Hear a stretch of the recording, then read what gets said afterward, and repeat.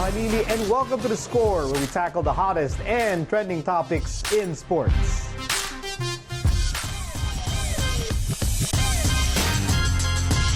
After an impressive offseason, the UP Lady Maroons lived up to expectations after dealing the Lady Spikers their first loss of the season. The UST Tigresses, meanwhile, suffered a big blow after losing promising sophomore Milena Alessandrini to injury. Now, joining us today to discuss the weekend's UAP games, we have Paneng Mercado, Mac Dionisio, and Nicole Tiamzon. Hi guys, and welcome back. Hi there. Okay, as always, was a great UAP volleyball weekend. Maybe not so great for certain teams, but really, really great for some teams. Like, right, Nicole? Yeah. Right, really, really great. And one of those teams that had a great weekend, the UP Lady Maroons. Okay, big win over the formerly undefeated Lady Spikers. Nicole, unahin na kita. You're probably the happiest person over the weekend. Yeah. How did UP do it? Talagang yung intensity nila, talagang from the start pa lang, makikita mo na talaga na gustong-gusto nilang manalo. And yung the fact na parang nanalo sila ng first and then third, di ba dapat fourth set, kunin na rin talaga nila. Nung fifth set, talagang palitan ng score eh. As in, gustong-gusto talaga nilang makuha at makapag-end talaga ng game. So, a big celebration from the UP crowd and the UP Lady Maroons din to. And you guys also wanted to focus on the performance of Tots Carlos. Now, why was Tots so impressive in this match, Panay? Si Tots nung game na yun talaga sobrang unstoppable and siya talaga yung pumapatay ng bola pag nagbabalikan, mabilis yung balikan. Ang dami niyang variations and nahihirapan yung Lasal na i-block yung mga palo niya because of the different variations ng mga palo niya. And not just that, makikita mo na talagang pag nagsuscore yung Lasal, kinocompose niya yung team, kinakausap niya isa-isa yung mga nagkakamali, parang kinocomfort niya na maayos, tapos ang bilis nila makabounce back every time na lumalamang yung Lasal. Can I just add something Yes. to that? What the best thing that Tots Carlos did last weekend is that she was defending the floor so well. Yeah. Yes. It was a triple-double performance for her. And hindi ko naman sinasabi na weakness niya yung floor defense, but she was on a different level Yes. last Saturday. Kaya that was a really good performance. What do you think of that, Nicole? Tots at a different level in that performance? Yun na nga, sabi niya triple-double. So, as a teammate of Tots before, ibang Tots na to eh. Like, hindi lang sa opensa mo maaasahan, hindi lang yung sa leadership. Right. But, kailangan din talaga yung depensa. And yung composure na, I'm the team captain, kailangan ko rin talagang alagaan yung team ko. Diba? Okay, guys, this team, Tots and the rest of the Lady Maroons, were inspired by an amazing UP crowd. We have to talk about that crowd, Bangs. That was a phenomenal UP crowd last Saturday. Yes, as I've mentioned when we were talking kanina ni Nicole, what's impressive about the UP crowd is that even when the Lady Maroons are trailing, they are really loud pa din. Yes. And that's what you need eh. When you're down, you need them more than when you're up. So, gumana na pump up yung Lady Maroons hanggang fifth set. Hindi naubusan ng energy yung crowd. Hindi naubusan ng dire-diretso. energy yung Lady Maroons.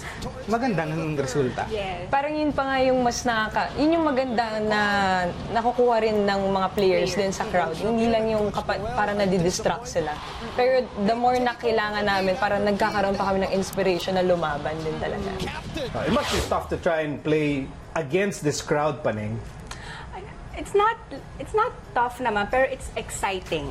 Na, yun na nga, nasabi ni Tin and ni Bangs na minsan pag down na yung team, tumatahimik yung crowd, pero sobrang laki ng tulong na kahit feeling down na yung team, tapos dumalamang, pero all the way, andun yung support na naririnig at nakikita mo sa crowd.